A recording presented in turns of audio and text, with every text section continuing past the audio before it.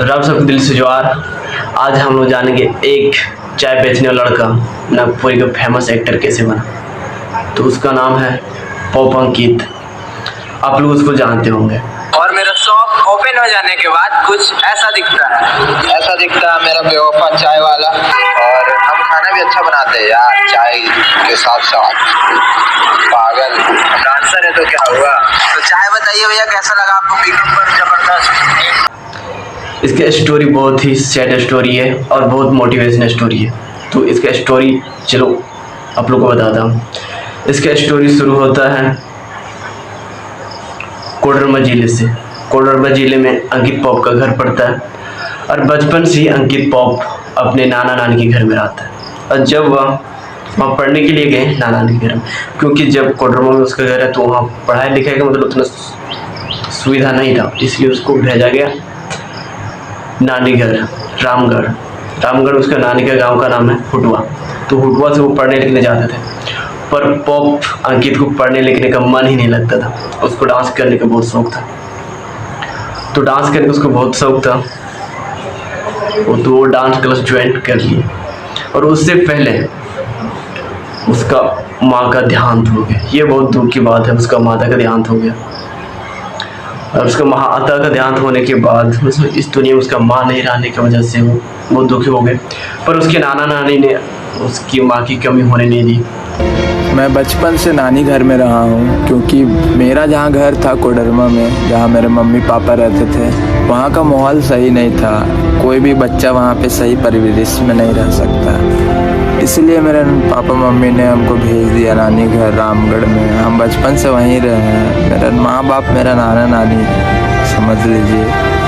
मेरा माँ बाप का कभी कमी नहीं होने दिया। हमको बच्चा से इतना बड़ा कर दिया, पढ़ाया लिखाया। मेरे में इतना टैलेंट है तो बस वही लोग का देन है। मेरे में जो भी संस्कार है बस वही लोग का देन है। बचपन से माँ बाप लोग का प्यार नहीं मिला, जो नाना नानी हमको प्यार किया बस वही। जब हम 9-10 साल का थे तब मेरी मम्मी छोड़ के चली गई। तो बच्चा थे, बुरा लगा जो भी था, लेकिन मेरा नानी हमको कभी माँ का मतलब कमी ही नहीं होने दी। तो मैं उसके नाना को धन्यवाद कहना चाहूँगा कि आप लोग इतना अंकित पॉप को प्यार दिए कि उसका माता का कमी नहीं होने दी।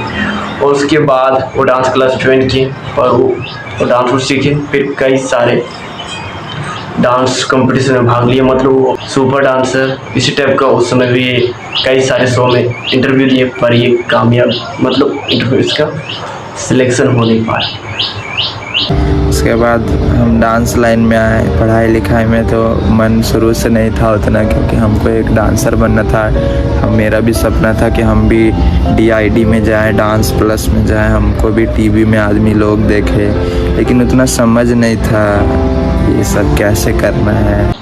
पर ये उसके बाद ये ब्लॉग वीडियो बनाने लगे, और ब्लॉग वीडियो में किसी को सफलता नहीं मिल रहा था। उसके बाद ये हिंदी में डांस करना शुरू कर दिए, हिंदी वीडियो बनाना, पर फिर भी इसको सफलता नहीं मिला। फिर नागपुर में डेब्यू किया।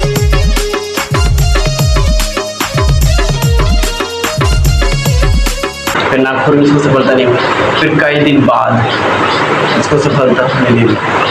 और बात ये है ना, 2023 में इसके पिता का भी देहांत हुआ। उसके बाद अंकित को तो सारा साया उठ गया माता पिता का। बचपन उसकी माँ चली गई और 2023 में उसके पिता का भी देहांत हो गया। अब दोनों उसके माता पिता नहीं रहे और उसका 2 बहन है। तो अभी मेरा टकला रेडी हो रहा है। मेरी बहन मेरा मेकअप करती है, इसकी वजह से मैं थोड़ा हैंडसम दिखता हूँ। और अब तो कोई बात नहीं, अब तो बहुत सफल हो चुकी है। उसका एक गाड़ी भी है, 4 व्हीलर।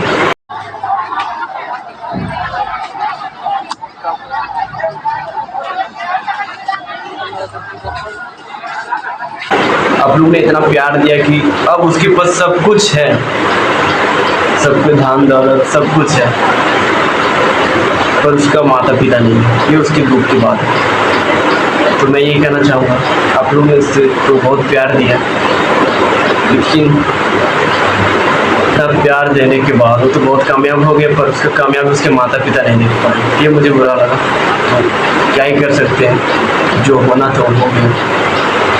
तो मैं ये कहना चाहता हूँ जिस तरह आप लोग अंकित पॉप को सपोर्ट करते हैं उसी तरह सपोर्ट बनाए रखें ताकि अंकित पॉप और आगे बढ़े। तो मैं आप लोग को यही कहना चाहूँगा, अंकित पॉप को सपोर्ट करने के लिए दिल से लव यू।